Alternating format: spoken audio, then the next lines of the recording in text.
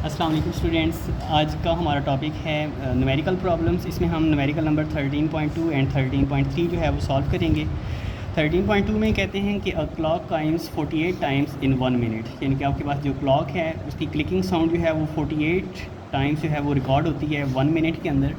Calculate the frequency and the period of the times. तो आपने क्या करना है, उन क्लिकिंग साउंड की फ्रीक्वेंसी और जो आपने पीरियड है यानी कि उसका जो टाइम पीरियड है वो फाइंड आउट करना है। तो अब इसमें जो हमारे पास गिवन है क्लॉक टाइम्स इन 1 मिनट आपके पास हैं 48, और हम इसको यूँ भी लिख सकते हैं क्लॉक टाइम्स इन 60 सेकेंड, वो भी आपके पास 48 आ जाएंगे। अब इसमें जो हमने फाइंड करना है वो फ्रीक्वेंसी और टाइम पीरियड है। अब फ्रीक्वेंसी का फार्मूला हमारे पास होता है 1/t, और जो टाइम पीरियड है वो फ्रीक्वेंसी का ही रेसिप्रोकल होता है, तो t इज़ इक्वल टू आ जाएगा 1/f।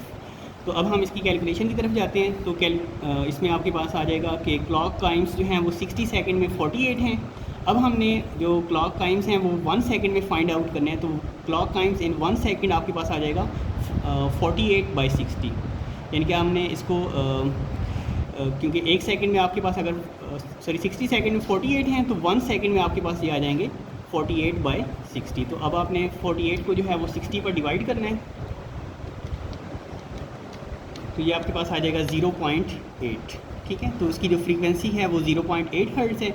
इसके बाद हमने इसका टाइम पीरियड फाइंड करना है। तो t इज़ इक्वल टू आपके पास आता है 1/f, तो ये आपके पास आ जाएगा 1/0.8। तो 1 को आपने 0.8 पर डिवाइड कर देना है, तो आपके पास इसकी जो टाइम पीरियड है यानी कि 1.25 सेकेंड, ये आपके पास उसका यानी कि आपके पास एक जो टाइम है वो आपके पास उसका जो ड्यूरेशन है वो आपके पास 1.25 सेकेंड है। न्यूमेरिकल नंबर 13.3 है हमारे पास। A car horn emits a sound with a wave of 0.5 meter if the speed of the sound in air is 340 meter per second.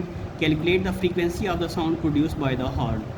एक कार जो है उसका हॉर्न बजता है तो उसकी जो वेव लेंथ है वो आपके पास 0.5 मीटर की वेव जो है वो इतनी वेव लेंथ जो है वो प्रोड्यूस होती है। और अगर स्पीड ऑफ साउंड जो है वो हवा के अंदर यानी कि हम स्टैंडर्ड एटमॉस्फेरिक टेम्परेचर या प्रेशर के तहत उसको डिस्कस करते हैं तो वो 340 मीटर पर सेकंड है। तो बताएं उसकी फ्रीक्वेंसी कितनी होगी। तो अब इसमें जो हमें गिवन है इसकी वेव लेंथ है 0.5 मीटर, स्पीड है हमारे पास 340 मीटर पर सेकंड। फाइंड हमने करना है फ्रीक्वेंसी। तो v इज़ इक्वल टू आपके पास आ जाएगा फार्मूला है f लैम्डा। अब यहाँ से हमने f फाइंड करना है, तो f इज़ इक्वल टू आ जाएगा v ओवर लैम्डा। तो अब यहाँ पर आपके पास f इज़ इक्वल टू है v हमारे पास है 340 मीटर पर सेकंड, और लैम्डा है हमारे पास 0.5 मीटर। तो मीटर को मीटर से कैंसिल कर दें और 340 को 0.5 पर डिवाइड कर दें, तो इसकी जो फ्रीक्वेंसी है वो हमारे पास आ जाएगी 680 हर्ट्ज़।